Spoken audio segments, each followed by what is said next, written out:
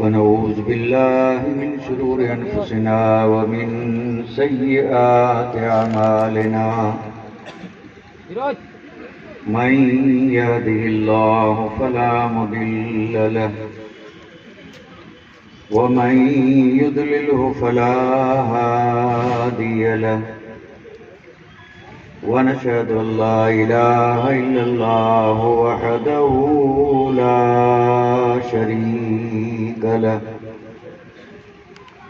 ونشهد أن سيدنا ومولانا محمدا عبده ورسوله أما بعد أعوذ بالله من الشيطان الرجيم بسم الله الرحمن الرحيم ولو أنهم إذ ظلموا أنفسهم جاءوا فاستغفروا الله واستغفر لهم الرسول لوجدوا الله توابا رحيما آمنت بالله صدق الله مولانا العظيم وصدق رسوله النبي الكريم ونحن على ما قال من الشاهدين والشاكرين والحمد لله رب العالمين كما قال الله تبارك وتعالى في عظمة شان حبيبه إن الله وملائكته يصلون على النبي يا أيها الذين آمنوا صلوا عليه وسلموا تسليما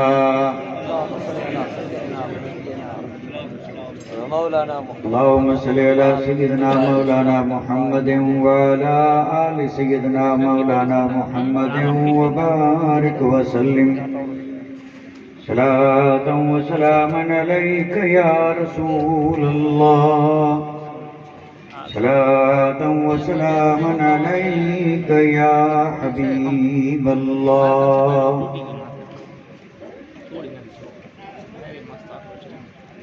عجب رنگ پر ہے بہار مدینہ عجب رنگ پر ہے بہار مدینہ کہ سب جنتیں ہیں نثار مدینہ کہ سب جنتیں ہیں نثار مدینہ اور ملائک لگاتے ہیں آنکھوں سے اپنی ملائک لگاتے ہیں آنکھوں سے اپنی شب و روز خاکے مزار مدینہ شب و روز خاکے مزار مدینہ اور مبارک رہے اندلیبو تمہیں گل مبارک رہے اندلیبو تمہیں گل ہمیں گل سے بہتر ہے خار مدینہ ہمیں گل سے بہتر ہے خار مدینہ اور رہیں ان کے جلوے اور بسیں ان کے جلوے رہیں ان کے جلوے اور بسیں ان کے جلوے اور میرا دل بنے یادگار مدینہ میرا دل بنے یادگار مدینہ اور مدینہ جانے والوں جاؤ جاؤ فی امان اللہ مدینہ جانے والوں جاؤ جاؤ فی امان اللہ کبھی تو لگ جائے گا ہم سب کا بھی بستر مدینے میں کبھی تو لگ جائے گا ہم سب کا بھی بستر مدینے میں اور جسے چاہا اپنا بنا لیا جسے چاہا اپنا بنا لیا اور جسے چاہا در پہ بلا لیا یہ سب کرم کے ہیں فیصلے اور یہ بڑے نصیب کی بات ہے یہ بڑے نصیب کی بات ہے لائق عزت عظیم و تقریم واجب الاحترام گرامی قدر ذی وقار سادات اعظام علماء ذوی الاحترام محترم و مکرم سامعین آج کی یہ بابرکت محفل اور یہ مبارک جلسہ ان خوش نصیب حضرات نے، سعادت مند، نیک بخت، اللہ تعالیٰ کے بھی مہمان اور اللہ کے رسول کے بھی مہمان، جو آپ کی بستی سے زیارت حرمین طیبین سے مالا مال ہونے تشریف لے جا رہے ہیں، انہوں نے شکرانے کے طور پہ اس محفل کو منعقد کیا۔ نعمت ملے تو شکر ادا کرنے کا حکم ہے۔ نعمت چاہے چھوٹی ہو یا بڑی، جب نعمت ملے تو شکر کرو، اور شکر کرو گے تو نعمت بچی بھی رہے گی اور بڑھتی بھی رہے گی۔ ہر نعمت کے شکر کا حکم ہے، اور ان نعمتوں میں اگر اس نعمت کو دیکھیں تو یہ لاجواب ہے، بے مثال ہے۔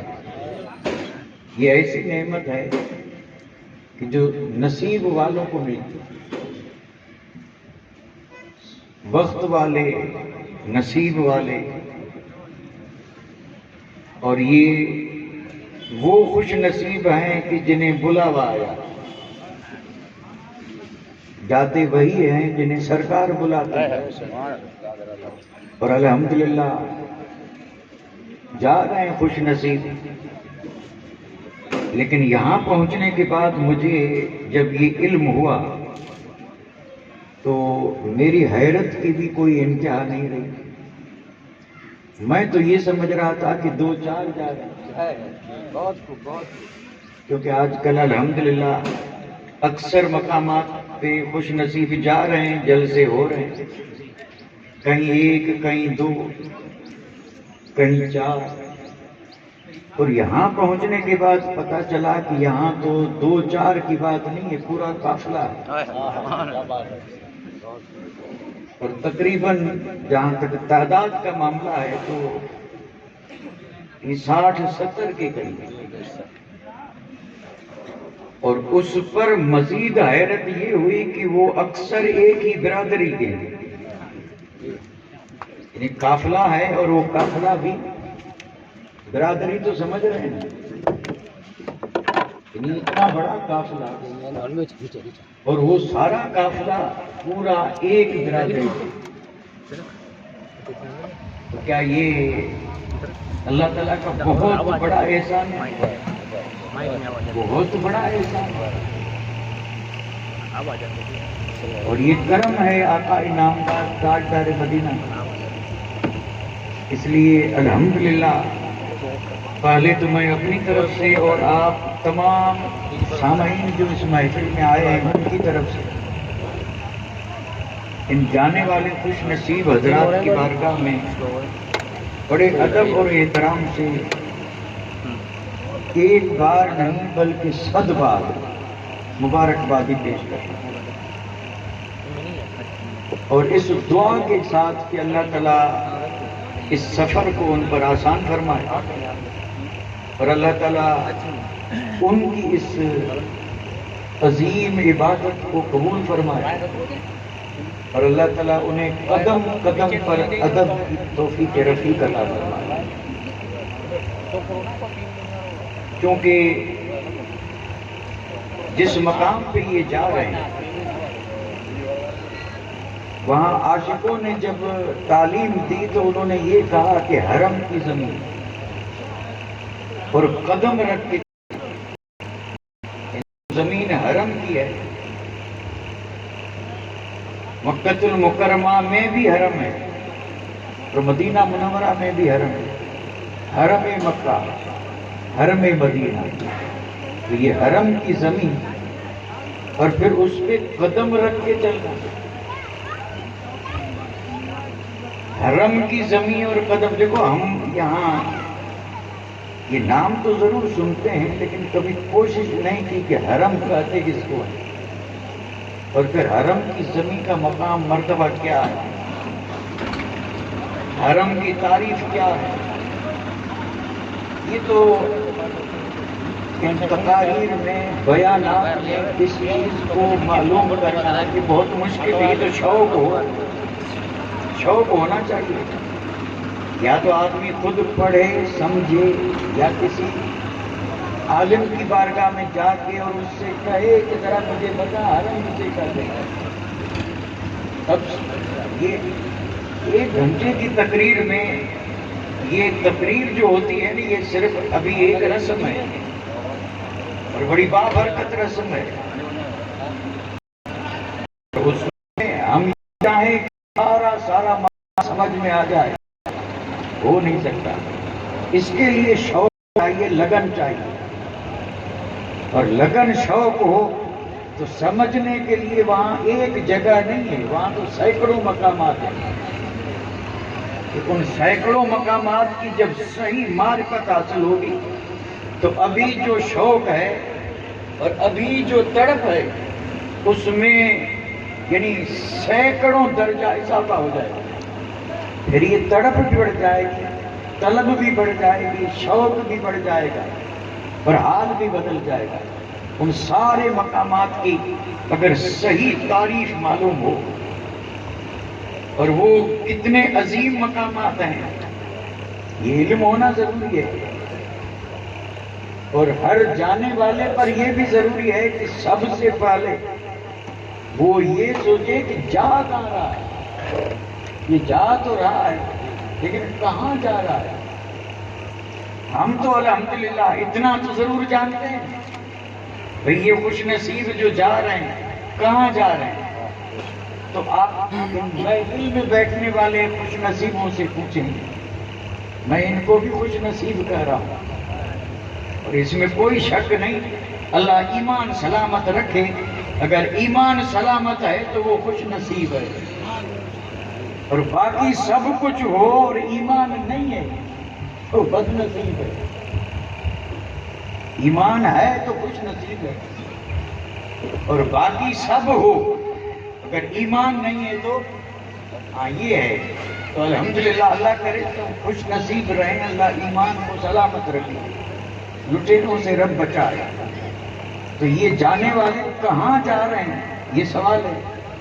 آپ ان سے بھی خوش نصیبوں سے بھی پوچھیں تو وہ بھی وہی جواب دیں گے, اور جو ہم اور آپ یہاں پہ تشریف لائے ہیں ان سے بھی آپ پوچھیں تو جواب ہمارا بھی یہی ہوگا, بھئی کہاں جا رہے ہیں. تو ہم جواب یہی تو دیں گے کہ اللہ کے گھر جا رہے ہیں. اللہ کے یہی تو جواب دے, کہاں جا رہے ہیں. اللہ کے گھر, کیونکہ بیت اللہ کعبۃ اللہ یہ کیا ہے. بیت اللہ کا معنی یہ اللہ کا گھر, یہ اللہ کے گھر جا رہے ہیں. ایک بندہ اور جا رہا ہے کہاں, اللہ کے گھر. اچھا پھر دوسرا جواب یہ ہے کہ یہ جا رہے ہیں محبوب کے در پہ, یعنی اللہ کا گھر اور اللہ کے حبیب کا در. آج میں ذرا اسی پر تھوڑی سی گفتگو کر دوں, مختصر وقت ہے, کیا زیادہ وقت نہیں لینا. اور جو آیت مقدسہ میں نے پڑھی ہے, اب میں خود چونکہ آیت پڑھنا بھی ضروری ہو جاتا ہے, موقع محل کے حساب سے میں نے آیت پڑھی ہے, اور آیت کا مضمون جو ہے نا وہ ذرا بھاری ہے, آیت بھاری ہے. تو ظاہر بات ہے وقت بھی کم ہے اور شدت کی گرمی بھی ہے. یہ چیزیں پہلے سے بوجھ بنی ہوئی اور اوپر سے اگر وزن آئے تو یہ اور زیادہ معاملہ بھاری ہوگا. اب کریں کیا؟ اور جو راستہ اختیار کر کے میں بات کر رہا ہوں, سبحان اللہ, بہت ایمان افروز, بہت آسانیاں ہیں, اللہ سب کے لیے آسانی فرماتا ہے. لیکن ایک بات ذہن میں رکھیں, یہاں جو بوجھ اٹھاتے ہیں وہ آخرت میں بہت ہلکے نظر آتے ہیں. فائدہ وہاں بہت ہوگا. اگر میں جو آیت مقدسہ پڑھی ہے اگر اس پر روشنی ڈالوں اس امید پر کہ اللہ توفیق دے, وہ بھی ایک بہت ہی ضروری بات ہے. لیکن یہ شکرانے کے طور پہ محفل سجی ہے اور وقت بھی مختصر دیا گیا ہے کیونکہ آگے کام بھی بہت ہے, آگے اور بھی بہت کام ہے. یہ پورا قافلہ ہے اور اس پورے قافلے سے آپ کو ملنا ہے، الوداع کرنا ہے، اس کے لیے ٹائم تو چاہیے نا۔ بس اسی کا لحاظ کرتے ہوئے آپ آج کی میری اس گفتگو کو نہ بیان سمجھیں، نہ تقریر، نہ واعظ، کچھ نہیں، شکرانے کے لیے آئے ہیں، اور میں بھی شکرانے کے طور پہ یہ چند کلمات آپ کی خدمت میں عرض کر رہا ہوں، معذرت کے ساتھ کہ جو آیت میں نے خطبے کے بعد پڑھی اس پر انشاءاللہ بیان ہوتے رہتے ہیں، ہوتے رہیں گے، ہوتے رہتے ہیں، ہوتے رہیں گے۔ آج میں بس چاہتا یہی ہوں کہ بلا تمہید کی، تمہید بھی نہیں باندھ رہا ہوں، تمہید بھی نہیں، بس دو لفظ ذہن میں رکھیں، گھر اور در، گھر اور یہی تو اصل مقصد ہے، یہی تو اصل مقصد ہے بھائی۔ کسی سے بھی کچھ حاصل کرنا ہے تو اس کے گھر جانا پڑے گا کہ نہیں، کہ نہیں؟ مثلا ہمیں کسی دنیاوی آدمی سے کوئی مطلب، کوئی مقصد ہے تو کہاں جائیں گے؟ اس کے گھر جائیں گے، بغیر گھر گئے کام نہیں بنتا۔ اچھا، گھر جب پہنچے ہیں تو گھر میں کہاں سے جائیں گے؟ کسی کے بھی گھر جب جائیں گے تو ٹھیک ہے، گھر تو سامنے ہے، اب اس گھر میں کہاں سے جائیں گے؟ تو آپ کسی سے بھی پوچھیں، وہ کہیں گے در سے جائیں گے، یا دیوار بلان کے جائیں گے، یا کسی روشن دان کھڑکی سے جائیں گے، نہیں، بلکہ گھر میں جانا ہے تو پہلے آپ دروازہ ڈھونڈیں گے۔ در یعنی دروازہ، اندر جانا ہے تو در چاہیے، باہر نکلنا ہے تو در چاہیے، گھر والے سے کچھ لینا ہے تو بھی در کی ضرورت ہے، بغیر در کے گھر سے کچھ نہیں ملے گا، اور بغیر در کے گھر سے کچھ بھی نہیں۔ اور لوگ کوشش یہی کرتے رہتے ہیں کہ کبھی تو کھلے، یہ در کھلے، اور اگر نہ کھلا تو آپ اگر مہینوں کھڑے رہیں فائدہ کیا؟ در بند ہے، کھلتے ہی بڑی خوشی ہوگی کہ در کھلا، در کھلا، اور ظاہر بات ہے جب در کھلا تو اب امید بندھی کہ گھر والا اندر بلائے گا، اور اسی در سے اندر جائیں گے، اور جب گھر میں جائیں گے تو من مراد جو مانگیں گے سو پائیں گے۔ یہ معاملہ صاحب گھر اور در کا ہے، لیکن یہاں گھر بھی وہ نہیں جو دنیا والوں کے گھر ہیں، اور در بھی وہ نہیں، یہ گھر بھی ایسا ہے کہ جس گھر جیسا کوئی گھر نہیں، اور پھر یہ در وہ در ہے کہ کائنات میں اس در جیسا کوئی در نہیں، یہ وہ در ہے کہ لا ورب العرش، یہ وہ در ہے لا ورب العرش، جس کو جو ملا ان سے ملا، بٹھتی ہے کونین میں نعمت رسول اللہ کی، یہ ہے در، اور جانے والے اسی گھر اور اسی در جا رہے ہیں۔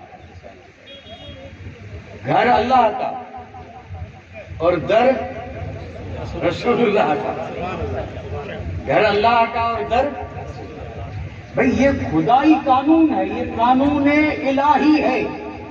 یہاں ایک بات سمجھانے کے لیے عرض کر دوں، انسان اور ہدایت، حضرت آدم سے لے کے آج تک قیامت تک انسان اور ہدایت، اب انسان کو ہدایت دینا ہے، اور جو ہدایت پہ آئے وہ جنت میں جائے۔ اچھا، ہدایت دینا ہے تو آپ مجھے یہ ذرا بتائیں، سوچ کے بتائیں کہ اللہ تعالیٰ اس پر قادر نہیں ہے کہ خود ہدایت دے دے؟ نہیں ہے کیا؟ بھئی اللہ ہر چاہے پہ قادر ہے یا نہیں؟ تو کیا اللہ تعالیٰ اس پہ قادر نہیں کہ خود بندے کو ہدایت دے دے، اور ہر بندے کے دل میں رب یہ بات ڈال دے کہ نہیں میں غلط راستے پہ ہوں، مجھے یہ نہیں یہ کرنا ہے؟ رب تو اگر چاہے تو یہ کر سکتا ہے یا نہیں؟ نہیں کر سکتا۔ بھئی ہدایت رب دے سکتا ہے، کیونکہ ان اللہ علی کل شیء قدیر، رب ہر چاہے پہ قادر ہے، رب ہر چاہے پہ، اور وہاں تو دیر بھی نہیں لگتی صاحب، اذا اراد شیئا ان یقول لہ کن فیکون، رب نے ارادہ کیا کن تو سمجھانے کے لیے ہے. ادھر رب نے ارادہ کیا، ادھر چیز نہیں تھی اور ہو گئی. وہاں کوئی ضروری تھوڑی ہے کہ مٹیریل جمع کیا ہے تب جا کر کے چیز بنے. یہ تو بندوں کی مجبوری ہے اور وہ بے نیاز ہے، اسے کسی چیز کی حاجت نہیں ہے. زمین نہیں تھی، ارادہ فرمایا ساتوں زمینیں بن گئی. آسمان نہیں تھے، رب نے ارادہ فرمایا ساتوں آسمان بن گئے.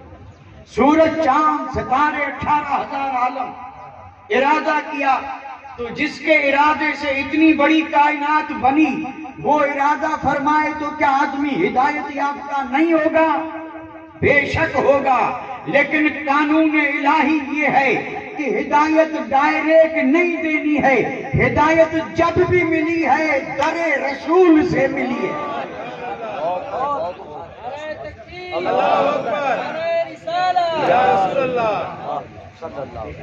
اور یہ صرف یہی نہیں، حضرت آدم سے لے کے اور این دم تک میرے اور آپ کے آقا کی آمد تک جس کو بھی ہدایت ملی نبی کی ذات سے ملی. اور یہ جو ہدایت ملی ہے اور پھر اسی ہدایت سے بندے جنتی بنے ہیں، مقامات مرتبے پا کے رب کی بارگاہ میں مقرب ہوئے ہیں اور ہو رہے ہیں. لیکن ہو تب رہے ہیں جب گھر کے بیچ میں کوئی در ہے. جب گھر کے بیچ میں کوئی، اور یہ رب نے در رکھے ہیں حضرت آدم سے لے کے اور میرے اور آپ کے آقا کی بارگاہ تک. الحمدللہ ہم اہل سنت و جماعت ایمان والے، اللہ ایمان بھی سلامت رکھے اور ہمیں عمل کی توفیق دے تاکہ ہمیں کہیں سر جھکانا نہ پڑے. عمل کی کمی ہے اس لیے کہیں کہیں سر جھکانے پڑتے ہیں، ورنہ ایمان والے کا سر کہیں جھکا نہیں ہے. ضرورت اس امر کی ہے کہ ذرا میدان عمل میں بھی اپنے آپ کو اسی طرح سجا کے پیش کریں تاکہ کہیں سر جھکانا نہ پڑے. اور ہم اہل سنت جسے وسیلہ کہتے ہیں وہ یہی ہے، یہی تو وسیلہ ہے. یعنی اللہ تعالیٰ کی بارگاہ سے بندوں کو جو ملا، جو مل رہا ہے، جو ملے گا، دیتا رب ہے لیکن ملتا کسی نہ کسی کے، یہی وسیلہ اور کس کو کہیں گے؟ اب یہاں بات چھڑ گئی ہے تو میں ذرا یعنی تفصیل تو میں نہیں کر سکتا لیکن سوال کر سکتا ہوں. ہمیں قرآن ملا یا نہیں؟ قرآن ملا نا، گھر سے ملا در سے. قرآن اللہ کا کلام ہے نا، رب کا کلام ہے، اور ملا کس کو؟ ہمیں. اچھا یہ ملا، اس پر میں ہر آدمی سمجھ سکے نا ایسی بات کر رہا ہوں. قرآن ہمیں ملا، رب کا کلام ملا جو غیر مخلوق ہے، اور عظمتوں کا عالم یہ ہے کہ سبحان اللہ. ہمیں اس کی عظمتوں کی خبر نہیں ہے، ورنہ قسم رب کی کوئی ایسا ملتا بھی نہیں جو قرآن نہ پڑھ سکتا ہو. جان دے دے لیکن سوچے نہیں پڑھوں گا، مومن ہوں اور قرآن پڑھ نہ سکوں. اور اس کے لیے کوئی عمر کی قید نہیں ہے، ہم اس کی عظمتوں سے واقف نہیں ہیں. اور عظمتیں معلوم ہو تو قسم رب کی سفید داڑھی والے مدرسوں میں نظر آئیں، امام کے سامنے 2 زانو بیٹھے نظر آئیں اور اسے کہیں امام صاحب چاہے جو کرنا پڑے، گھر کا کام بعد میں کروں گا، پہلے مجھے رب کا کلام سکھا دے تاکہ اٹھتے قرآن پڑھوں. اور میری پہلی نظر جو پڑے تو رب کے کلام پہ پڑے، الف لام میم. یہ عظیم کتاب اور اللہ کا کلام، اور یہ بندے اللہ کا کلام، یہ بندے، یہ زبان، یہ گھر، یہ چوبارے، یہ گلیاں، یہ مدرسے، یہ درگاہیں، اور اللہ کا کلام کوئی معمولی چیز ہے کہ اللہ کا کلام ہر جگہ پہ جلوے بکھیرتا نظر آئے. یہ اللہ کا کلام وہ ہے جس کے بارے میں خود رب فرماتا ہے لو انزلنا ھذا القرآن علی جبل لرأیتہ خاشعا متصدعا من خشیۃ اللہ. یعنی یہ وہ کلام الہی ہے، رب نے فرمایا کہ اگر پہاڑ پہ اترے، لو انزلنا ھذا القرآن علی جبل لرأیتہ خاشعا متصدعا من خشیۃ اللہ. اللہ کی خشیت سے ہمالیہ کیوں نہ ہو، ہمالیہ کیوں نہ ہو، اگر ہمالیہ کی چوٹی پہ اس کلام کا ایک مقدس لفظ بھی اترے، ایک لفظ بھی اترے، الف لام پورا نہیں، اللہ کے کلام کا صرف الف بھی اترے، تو ہمالیہ میں ہمت نہیں ہے کہ برداشت کر سکے، ریزہ ریزہ ہو جائے، ریزہ۔ اور یہ خود قرآن فرما رہا ہے، یہ خود رب کا فرمان ہے۔ رب نے فرمایا میرے بندو اگر یہی کلام پہاڑ پہ اترتا تو ریزے ریزے ہو جاتا، لیکن قربان جاؤں میرے نبی تیرے سینے پہ۔ یہ برابری کی باتیں کرنے والے، اور جو یہ کہیں کہ نبی ہماری طرح ہے، نادان۔ نبی ہماری طرح نہیں، نبی وہ ہیں کہ پہاڑ پہ اترے تو ریزہ ریزہ ہو، اور اگر سینے مصطفیٰ پہ اترے تو مسکراتے آئیں اور صحابہ کو سناتے چلے جائیں۔ کیا آج یہ آیت اتری ہے؟ بات ضمنی بات تھی، کوئی مضمون کے بیچ آ گئی تو آ گئی۔ میں عرض کیا کر رہا تھا، یہ جو اتنا عظیم قرآن ہمیں ملا ہے، ڈائریکٹ نہیں ملا ہے، ڈائریکٹ ملتا تو سینے پھٹ جاتے، آنکھوں سے نور چلا جاتا۔ کسی میں ہمت نہیں ہے کہ رب کے کلام کو پڑھ بھی سکے، دیکھ بھی سکے، سینے میں محفوظ رکھ سکے۔ پہاڑ پہ اترے تو پہاڑ ریزہ ریزہ، اس لیے رحمت نے جھوم کر کے کہا کہ پہلے سینہ مصطفیٰ میں آئے گا، اور پھر اسی وسیلے سے اگر تیرے 4 سال کا بچہ بھی چاہے تو پھر پورے کو سینے میں محفوظ کر سکتا ہے، کیونکہ پہلے سینہ مصطفیٰ ہے اور پھر امت ہے۔ تو یہ میں بس وہی سوال پھر کر رہا ہوں کہ اللہ کا کلام جو ملا ہے نا، میں نے پوچھا نا کہاں سے ملا، تو آپ جھوم کر کے کہہ دیجئے گھر سے نہیں در سے آیا، گھر سے ہے، لیکن دنیا کو ملا در سے۔ اب آپ ذرا تصور میں، کبھی گھر کبھی در، کبھی گھر کبھی، یہی تو ہے ایک مومن کی زندگی کا مقصد۔ اللہ کرے ایسی زندگی ملے۔ اور حقیقت میں دیوانے تو یہی کہتے ہیں کہ راتیں بھی مدینے کی، باتیں بھی مدینے کی، جینے میں تو یہی جینا ہے، کیا بات ہے جینے کی۔ اللہ سب کو ایسا جینا نصیب کر دے، یعنی رات بھی ہو تو مدینے کی اور بات بھی ہو تو کیوں بھائی مکے کی کیوں نہیں؟ تو دیوانہ کہتا ہے مکہ تو شان والا ہے، لیکن ہمیں تو جو ملا سب مدینے سے ملا ہے۔ ہم پہلے جب مدینے جائیں گے تو مکے پہنچیں گے، الٹا کچھ مکے پہنچ کے کہتے مدینے پہنچیں گے، اور ہمارے تو بزرگ کہتے ہیں کہ نہیں، کعبے کا نام ہی نہ لیا، طیبہ ہی کہتا رہا۔ پوچھا اگر کسی نے کہ نہضت کدھر کی ہے، جاتے ہوئے کسی نے پوچھا کہاں جا رہے ہو، تو حالانکہ جا رہا تھا مکہ، لیکن نام مکے پاک کا نہیں لیا، اور اس وقت بھی کہا کہ مدینے جا رہا ہوں، مدینے جا رہا ہوں، کہ یہ جو جا رہا ہوں یہ صدقہ بھی اسی در کا ہے، اور مکہ ملا تو صدقہ اسی در کا ہے۔ منا، مزدلفہ، عرفات اور یہ جتنی بھی بہاریں ملی، چاہے حج کی شکل میں، چاہے عمرے کی شکل میں، چاہے طواف ہو اور چاہے یہ 2 رکعت جو طواف کی ہیں یہ ہو، صفا مروہ کی سعی ہو، مزدلفہ میں رات کا قیام ہو، یا منا میں جا کر کے اور پھر وہ شیطان کو کنکریاں مارنی ہو، یا عرفات میں کھڑے ہو کے رب کو منانا ہو، ہے سب مکے میں لیکن ملا سب مدینے سے۔ تو گھر اور در۔ اب دیکھیے اب میرے پاس 10 منٹ ہے، کتنے؟ ہاں، آج میں بالکل وقت دیکھ کے چل رہا ہوں، اس لیے میں کوئی بحث تو چھیڑ نہیں رہا ہوں، باتیں کر رہا ہوں گھر در کی۔ اللہ سب کو گھر دکھائے، در پہ پہنچائے۔ یہ فقیر کے جملے آپ ذرا نوٹ فرما لیں، اللہ سب کو گھر دکھائے، در پہ پہنچائے، گھر دکھائے، در پہ پہنچائے۔ تو گھر ہے مکے میں اور در مدینے میں. اچھا ایک سوال کروں آپ سے، یہ دنیا کے جتنے گھر ہیں نا، چاہے امیروں کے ہوں چاہے غریبوں کے، چاہے شہنشاہ کے ہوں چاہے رعیت کے، گھر تو سب کے ہیں، چاہے پکے چاہے کچے، لیکن ہے کسی میں یہ دم کہ وہ مجھے کوئی ایک ایسا گھر دکھا دے کہ گھر کہیں ہو اور در کہیں ہو؟ ہے کہ آج تو بھائی دیکھو، آج تو دنیا کو مٹھی میں کر لیا ہے نا.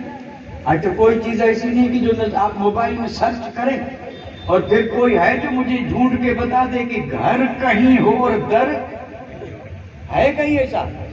کیونکہ یہ تو ہو ہی نہیں سکتا. جہاں گھر ہوگا وہیں تو در ہوگا، اور اگر گھر بنا لیں در نہ ہو تو اس کو گھر نہیں کہیں گے. اگر گھر بنا لیں لیکن گھر میں در نہ ہو تو اس کو گھر نہیں کہیں گے. نام چاہے جو دے دیں، کوٹھڑی کہہ دیں، اور ایسے گھر اگر ہیں بھی تو شاید کہیں کوئی قید خانہ ہو کہ جس میں اس طرح کی کوٹھڑی بنی ہو کہ جس کے لیے باقاعدہ کوئی در نہ ہو، مجرم کو اندر ڈال کے اور پھر وہ جو کچھ بھی کھڑکی بنی تھی بند کر دیں. کھڑکی ہے در نہیں. قید خانے میں گھر ہو تو ہو سکتا ہے کہ جس کا در نہ ہو، ورنہ پوری دنیا میں جہاں گھر ہے وہاں در ہے. لیکن ایک گھر ایسا ہے کہ گھر کہیں پہ ہے اور در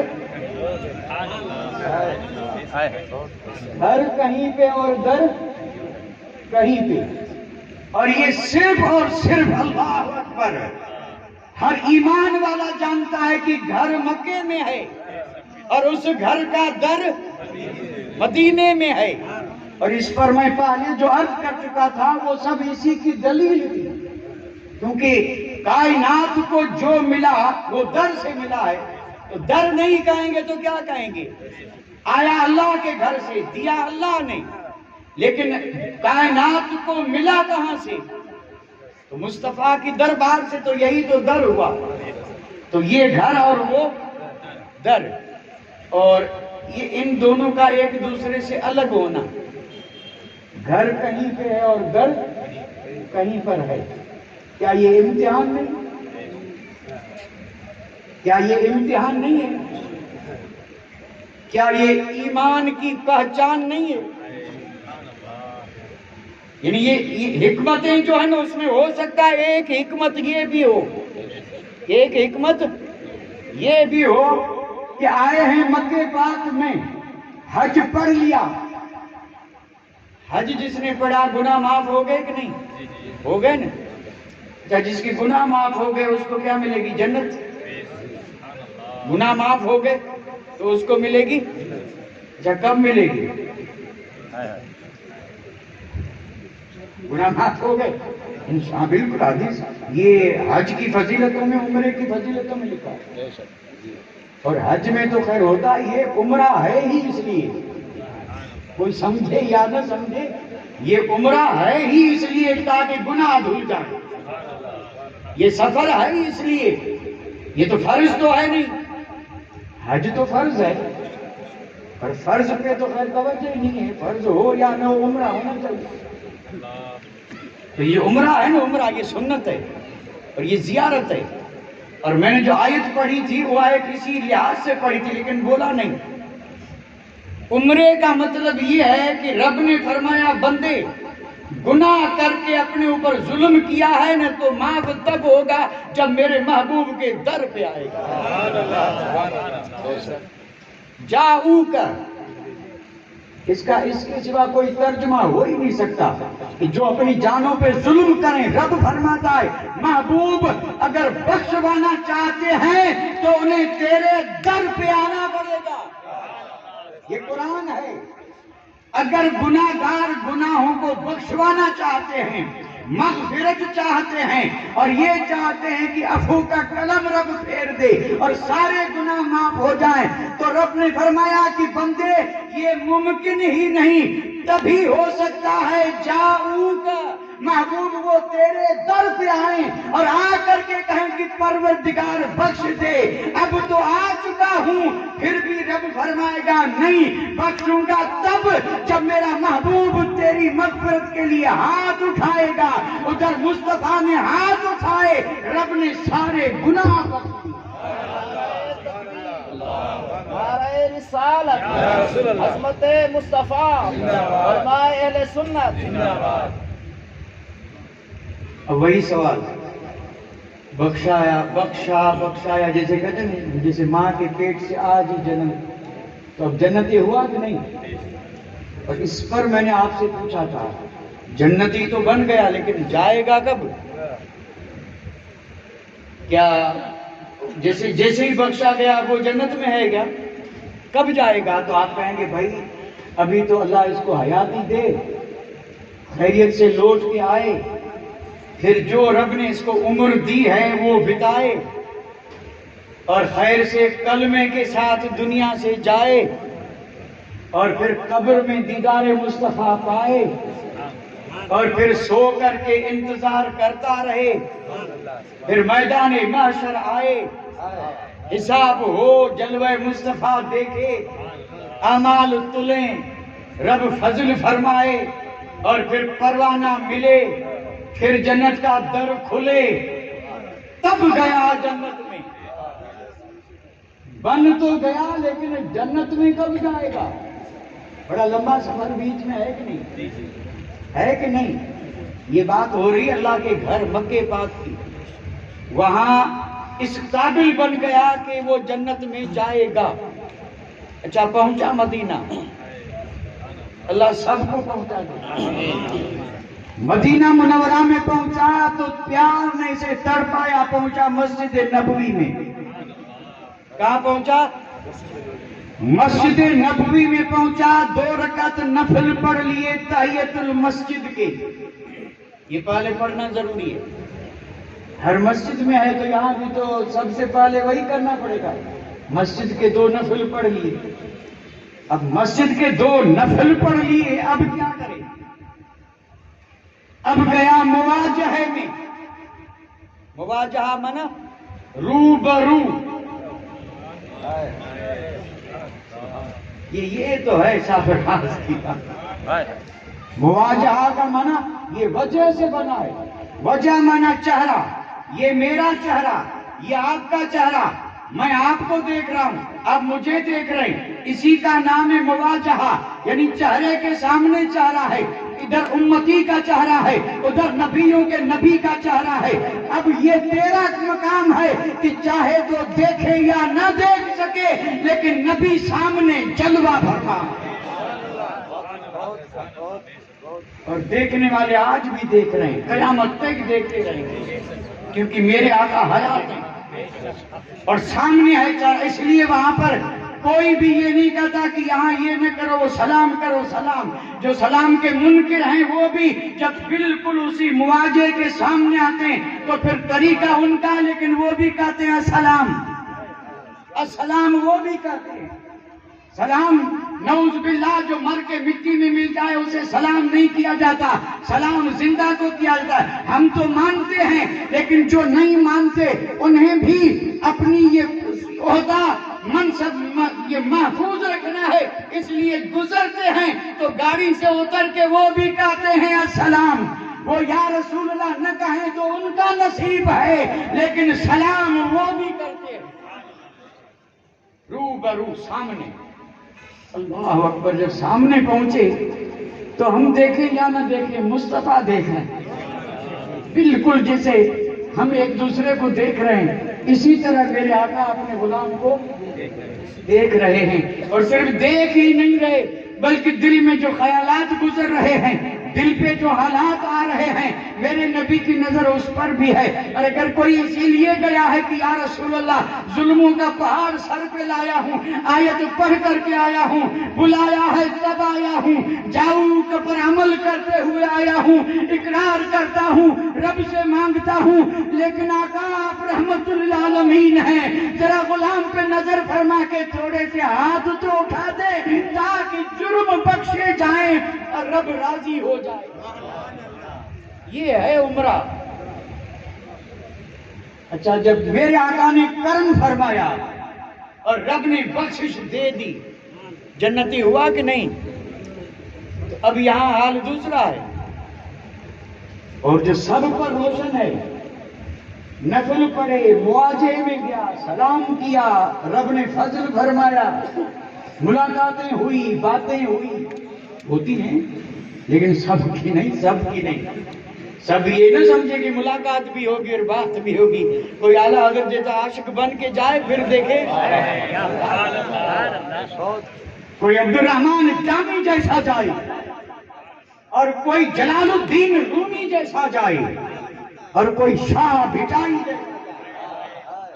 جائے، کوئی مصطفیٰ کا دیوانہ بن کر کے، پھر دیکھے کہ بات ہوتی ہے کہ نہیں، ملاقات ہوتی ہے کہ نہیں۔ بات بھی ہوئی، ملاقات بھی ہوئی، اور یہاں جرم بھی بخشے گئے۔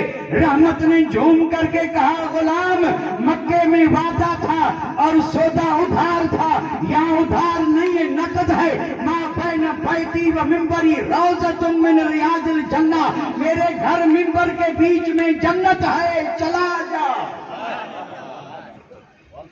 ہے کوئی جو انکار کرے؟ کسی میں دم نہیں ہے جو انکار کرے۔ وہ چاہے جتنے دلائل جسی بات پر بھی یہاں پیش کرتا ہو، لیکن اس سے کسی کو انکار نہیں کہ حضور کے گھر اور حضور کے منبر کے بیچ میں جو جگہ ہے، یہ جنت کی، یہ جنت کی، جنت کا باغ۔ اور اسی پر تو صاحب بھیڑ لگی رہتی ہے، جو یہ کہتے ہیں کہ نبی کچھ نہیں دے سکتا، کچھ نہیں دے سکتا، اور پھر وہ بھی وہاں نفل پڑھنے کے لیے اتنے بے قرار کیوں ہیں؟ اور حد تو یہ ہے کہ مواجہے پہ تو نہیں گئے، لیکن یہاں وہ بھی بھیڑ کیے ہیں، اور یہ کہتے ہیں کہ ہم تو یہاں مسجد ہی دیکھنے آئے تھے، تو مسجد دیکھ لی، نفل پڑھ لیے، پھر یہاں کیوں بھیڑ کر رہے ہیں؟ یہاں کیوں بھیڑ کر رہے ہیں؟ اللہ اکبر! میرے آقا نے فرمایا یہ جنت ہے، جنت۔ اس لیے جو بھی پہنچا اس نے کوشش یہی کی کہ اس میں جا کے دو پڑھ لوں، تاکہ جب تک اس میں ہوں جنت میں ہوں۔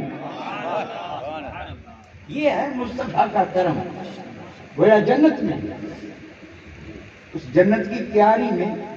اور حکومت کو بھی دیکھیے، وہ ماننا الگ چیز ہے، لیکن کچھ چیزیں ایسی ہیں کہ وہ ان کی مجبوری پہ دلالت کرتی ہے۔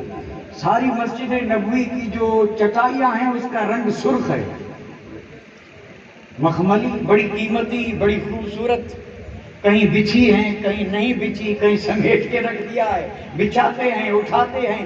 ساری مسجد کی جتنی بھی چٹائیاں ہیں مخملی، سب کا رنگ سرخ ہے، لیکن جنت کی کیاری میں جو چٹائی بچھی ہے اس کا رنگ ہرا، اس کا رنگ تو یہاں ہرے پہ جو چڑھتے ہیں نا ان کو پوچھو ہرا دو وہاں بھی۔ تم نے جب سجدہ کیا تو نظر نہیں آیا ہرا ہرا؟ یہاں ہرا ہرا نظر آ گیا، وہاں ہرے ہرے بھی نظر نہیں گئی۔ اور آپ خوش نصیب جو گئے ہیں وہ اپنی نگاہوں سے دیکھ کے آئے، اور یہی رنگ ہی بتا رہا ہے کہ ساری مسجد شان والی ہے، لیکن اس جگہ کی شان کا کیا کہنا، یہ جنت کی کیاری ہے۔ اور یہاں اگر میں یہ بتانے کی کوشش کروں کہ اتنا یہ سارا حصہ جنت کی کیاری بنا کیسے، تو یہ الگ ایک تقریر ہے کہ یہ جو مقام ملا، یہ جو مرتبہ ملا، میرے حضور کے حجرے اور منبر کے بیچ میں جو جگہ ہے، حجرہ عائشہ اور منبر رسول، اور بیچ کی جگہ جنت کی کیاری بنی کیسے؟ تو دیوانوں نے کہا مصطفیٰ کے تلووں نے جنت کی کیاری بنا دیا۔ میرے آقا کے تلووں کے بوسے لیے اس جگہ نے، اور لیے تو اتنے لیے کہ جس کی کوئی حد نہ رہی، بس انہی بوسوں نے اسے اس جگ میں جنت کی کیاری بنا دیا۔ عائشہ کے حجرے سے نکلے ہیں اور جا کے مصلی پہ نماز پڑھائی، نماز پڑھا کے پھر لوٹے ہیں اور پھر اماں عائشہ کے حجرے میں گئے ہیں اور حجرے کے بیچ میں اور منبر کے بیچ میں پانچوں وقت مصطفیٰ کا آنا جانا رہا۔ ساری مسجد نے تو تلووں کے بوسے لیے تھے، لیکن قربان جاؤں زمین کے اس ٹکڑے پہ جس نے اتنے بوسے لیے کہ رب نے فرمایا اب تو اس زمین کا ٹکڑا نہیں ہے تو زمین پہ لیکن جنت کا ٹکڑا ہے، جنت کا ٹکڑا ہے۔ تو میرے آقا نے جیتے جی جنت میں پہنچا دیا یا نہیں؟ اب یہ تو کرم فرما کے پہنچا دیا اور پھر اسے بتا دیا کہ بھائی اب تیری مرضی۔ اب یہ میرا جملہ یہ ذرا سب سن لیں، یہ جملہ میرا سب سن لیں۔ میرے آقا کی رحمت فرماتی ہے کہ میں نے کرم فرما کے تجھے جنت میں، تو اس قابل نہیں تھا پھر بھی تجھے پہنچا دیا۔ اچھا اب تیری مرضی، چاہے تو اس میں رہے اور چاہے تو نکل۔ اب تیری مرضی، چاہے تو اس میں اور چاہے تو۔ اچھا اب یہ کون بتائے گا کہ وہ اس میں رہا یا نکلا؟ یہ میں تو نہیں بتا سکتا۔ یہ رہنے نکلنے کو سمجھانا ویسے سمجھ میں نہیں آئے گا۔ جنت میں جا کے اور واپس آیا، اب جب تک حیات ہے اگر جنتیوں والے کام کر رہا ہے تو جنت میں ہے۔ 10 سال 20 سال 15 سال اس کا کوئی کام دوزخیوں والا نہ ہو تو جنت میں ہے، یہاں رہتے ہوئے بھی جنت میں ہے۔ اور اگر وہاں آیا دوسرے تیسرے دن دوزخیوں کا کام کر رہا ہے تو افسوس کر کے کہتا اللہ اکبر نکل گیا، نکل گیا۔ کیونکہ اگر اندر رہتا تو دوزخیوں والے کام نہ کرتا، نکلا ہے اس لیے کر رہا ہے۔ اس لیے مل بیٹھ کے یہ بھی دعا کریں کہ مصطفیٰ جسے جنت میں پہنچا دیں، خدا کرے جب تک حیات رہے تب تک جنت میں رہے اور جنتیوں والے عمل کرتا رہے۔ حج بھی یہی ہے اور عمرہ بھی یہی ہے، عمرہ بھی یہی ہے۔ بس آخر میں ایک بات عرض کر کے آپ سے اجازت لے رہا ہوں۔ میں نے کہا نا یہ مسجد نبوی میں جنت کی کیاری جنت ہے، اس میں تو شک نہیں ہے کیونکہ یہ حدیث سے ثابت ہے اور اسے اپنے پرائے دوست دشمن سب مانتے ہیں کہ یہ جنت کا ٹکڑا ہے۔ اور جو بھی جاتا ہے وہ کوشش یہی کرتا ہے کہ اس میں نفل، اگر جگہ نہیں ملتی تو دوسرے کی پیٹھ پہ بھی سر رکھ کے، کبھی ایسا حج کے موقع پہ آپ جائیں، حج کے موقع پہ وہاں پہ نفل پڑھنا کوئی آسان کام تھوڑے ہے۔ یہاں پہ رش جو ہوتا ہے نا وہ حجر اسود سے بھی زیادہ، حجر اسود پہ بھی اتنی بھیڑ نہیں ہوتی جتنی اس مقام پہ ہوتی، جگہ تھوڑی ہے اور دیوانے ہیں کہ قطار در قطار گھنٹوں انتظار میں ہیں، اور اگر بالفرض دیکھتے ہیں کہ جگہ نہیں ملے گی تو اگلا جو سجدہ کر رہا ہے اس کی پشت پہ سر رکھ کے پڑھیں سبحان ربی الاعلیٰ، سبحان ربی الاعلیٰ۔ اور پھر یہ بھی جائز ہے گویا اس نے اس مقام میں نماز پڑھ لی، یہ کرم ہے، اس میں اگر آ گیا اور داخل ہو گیا اور جنت میں آ گیا، نفل پڑھنے کا موقع ملا تو سبحان اللہ، سبحان اللہ۔ اس میں نفل پڑھ رہے ہیں نا، جنت میں جانے کے بعد نماز ہوگی۔ جنتی جنت میں جائیں گے تو ان سے وہاں کہا جائے گا کہ نماز پڑھو، نہیں کہا جائے گا۔ لیکن یہاں جس کو دیکھو وہ نماز، اور نماز ہی کے لیے بھیڑ ہو رہی ہے، جنت میں ہیں اور نماز کی، تو گویا کہ وہ وہاں اپنے کردار سے بتا رہے ہیں کہ بے نمازی نہیں ہے، نمازی ہیں۔ اور نماز سے یا رسول اللہ اتنا پیار ہے کہ جنت میں نماز نہیں ہے پھر بھی پڑھ رہے ہیں، پھر بھی پڑھ رہے ہیں۔ نقطہ ہے کو سوچنے کی بات ہے، سوچنے کی بات ہے۔ حالانکہ جنت میں نماز نہیں ہے اور یہ جنت کا ٹکڑا ہے، جنت کی کیاری ہے، اور یہاں بھیڑ لگی ہے کہ نماز پڑھے۔ ابھی جنت میں آ گئے ہو نماز کیوں؟ تو گویا کہ وہ کہتے ہیں کہ جنت میں بھی بغیر نماز کے مزہ جہاں نہیں ہے، وہاں بھی بغیر نماز کے مزہ نہیں ہے، نماز تو پڑھیں گے۔ اور پھر جب اس سے نکلے تو تو گھر تو بعد میں پہنچیں گے، نکلتے ہی پہلے وہیں چھوڑ دیں۔ اچھی چیزوں سے اللہ محفوظ رکھے۔ اور آخری بات جو میں عرض کر رہا تھا، حالانکہ آپ کے 10 منٹ میں نے زیادہ لے لیے معذرت کے ساتھ، اور یہ میری مجبوری ہے، ورنہ میں وقت کا پابند ہوں، اور کبھی کبھی حالات ایسے ہوتے ہیں کہ وہ پابندی سے تھوڑا سا یعنی کسی نہ کسی وجہ سے اس مجبوری سمجھ لیں، کیا کریں، بات ایسی ہوتی ہے کہ ادھورا چھوڑیں تو بھی مزہ نہیں، اور اگر پورا کریں تو بھی ذرا مشکل ہے، اب کیا کریں۔ تو بس آخری بڑی اہم بات عرض کر رہا ہوں کہ جنت کی کیاری جو ہے نا، یہ جنت ہے، ٹھیک ہے۔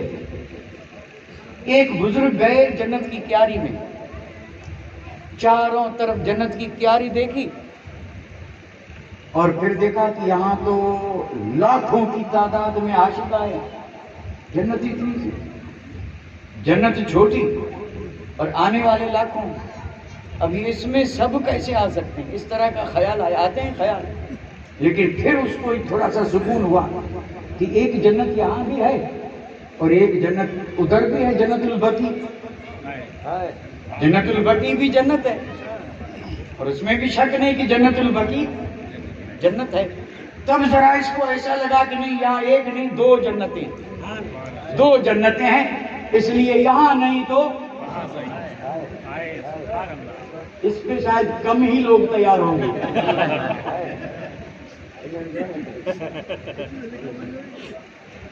یہ بھی جنت ہے، وہ بھی ہے، اس میں تو بھیڑ ہے۔ ادھر والا بندہ جو ہے نا، اس کے لیے تو پہلے سے یہاں جاتے ہوئے روتے کرتے دعا کرنا خیریت سے آ جاؤں، دعا کرنا خیریت سے، اپنی پسند ہے حالات۔ لیکن سن لیں، جنت ادھر بھی ہے، جنت ٹھیک ہے۔ اب اس کو یہ خیال آیا کہ نہیں، اللہ جگہ دے دے ادھر نہیں تو ادھر۔ اب انہی خیالوں میں، اور یہ کوئی معمولی آدمی نہیں تھا، عاشق تھا، دیوانہ تھا، جسے وہاں اور کوئی چیز نظر نہیں آئی، اسے وہاں جہاں بھی نظر آیا جنت کا جلوہ نظر آیا۔ کہا یہاں بھی جنت، وہاں بھی جنت، لیکن ہجوم دیکھیں، مجمع دیکھیں۔ انہی خیالوں میں مسجد نبوی کے دروازے سے نکلا، نکلتے ہی سامنے نظر پڑی ہے کہ بڑھیا بیٹھی ہے، بال بکھرے ہوئے ہیں، دیوانگی کا عالم ہے، ہاتھ میں چھڑی ہے، اور چھڑی کو زمین پہ ٹیک کے سر جھکائے بیٹھی ہے۔ انداز تو دیکھیں، اللہ والوں کے انداز عجیب ہوتے ہیں، رہتے ہیں کہاں، اور پھر وہ خیال ہوتا ہے کدھر۔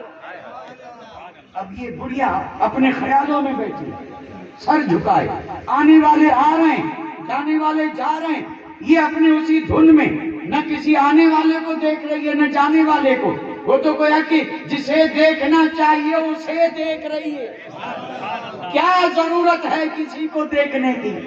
کوئی ضرورت، جلوے چاہے لاکھ ہوں، لیکن جن آنکھوں میں آمنہ کے لال کا جلوہ سمائے، اسے کوئی جلوہ اپنی طرف متوجہ کر ہی نہیں سکتا۔ وہ اپنی دھن میں، اور یہ بزرگ جو تھے نا، وہ اپنے خیالوں میں، انہی خیالوں میں کہ حاجی بہت ہیں، جنت کا ٹکڑا چھوٹا ہے، جنت دو ایک یہاں، انہی خیالوں میں۔ وہ جو بڑھیا عاشقہ دیوانی بیٹھی تھی، اس کے سامنے سے یہ بھی گزرا، حالانکہ اس کی نظر نیچے تھی، اور اس بزرگ نے بھی اسے نہیں دیکھا، بس اتنا پتا چلا کہ کوئی بڑھیا ہے بیٹھی ہے۔ یہ اپنی دھن میں گزر گیا، وہ اپنی دھن میں۔ تھوڑا جب دور نکل گیا، بڑھیا نے اچانک سر اٹھا کے کہا یا شیخ۔ اب اس نے کہا، اس نے مجھے دیکھا تک نہیں، سر جھکائے بیٹھی تھی، اور میں جب چلا میرا پیٹھ کا حصہ اس کی طرف ہے، سر ادھر ہے، اور یہ مجھے پکار رہی ہے یا شیخ۔ تو جیسے ہی اس نے سنا، مڑ کے کہا مرحبا، کیا ہے؟ تو اس بڑھیا نے کیا کہا، شیخ کیا خیال اور دل میں کیا پلاؤ پکا رہے ہو؟ تم یہ جانتے ہو کہ مدینے میں دو جنتیں ہیں، ایک مسجد کے اندر ہے، دوسری باہر ہے۔ انہوں نے کہا نہیں، یہ دو جنتیں نہیں، بلکہ ذرا اور آگے دیکھ، سارا مدینہ جنت ہے۔ نعرہ تکبیر، نعرہ رسالت، سارا مدینہ جنت ہے، اور اور پھر اس نے تو صرف یہی کہا کہ سارا مدینہ جنت ہے، لیکن اعلیٰ حضرت عظیم البرکت کے بھائی کی جب نظر گئی تو انہوں نے کہا جنت مت کہو بلکہ ساری جنتیں اس پہ نثار ہیں، وہ مدینہ ہے۔ عجب رنگ پر ہے بہار مدینہ، اور یہ بہار کسی ایک گھنٹے ایک لمحے میں نہیں بلکہ ہر وقت مدینے میں بہار ہی بہار ہے، اور عجب رنگ کی بہار ہے، عجب رنگ پر ہے بہار مدینہ کہ سب جنتیں ہیں، سب جنتیں ہیں، اب چاہے 8 ہوں یا 7، سب جنتیں، سب جنتیں کیا ہیں؟ نثار مدینہ، نثار مانا قربان، یعنی ساری جنتیں مدینے پہ، تو مدینہ مدینہ ہے جس میں جنتیں قربان ہو رہی ہیں۔ اور پھر انہوں نے کہا کہ مدینہ تو وہ ہے ملائک لگاتے ہیں آنکھوں سے اپنی، انسان نہیں، اور جو نہ سمجھے وہ نادان ہے۔ انسان تیری حیثیت ہی کیا ہے؟ میرے آقا کے قدموں سے لگی ہوئی وہ مقدس برکت خاک جو ہے اسے اٹھا اٹھا کے اور فرشتے سرما بنا کے اور اپنی آنکھوں کی زینت بنا رہے ہیں۔ ملائک لگاتے ہیں آنکھوں سے اپنی، شب و روز خاکے مزار مدینہ، یعنی مدینے کے مزار کی خاک فرشتوں کے لیے سرما۔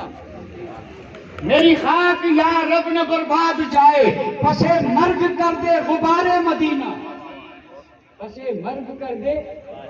اب یہ کوئی بندہ ایسے ہیں کہ ہم سب سمجھ سکیں یہ عاشقوں کی باتیں، پسے مرگ کر دے اور مدینے کا غبار بنا تو کیا بنے گا؟ مدینے کا غبار۔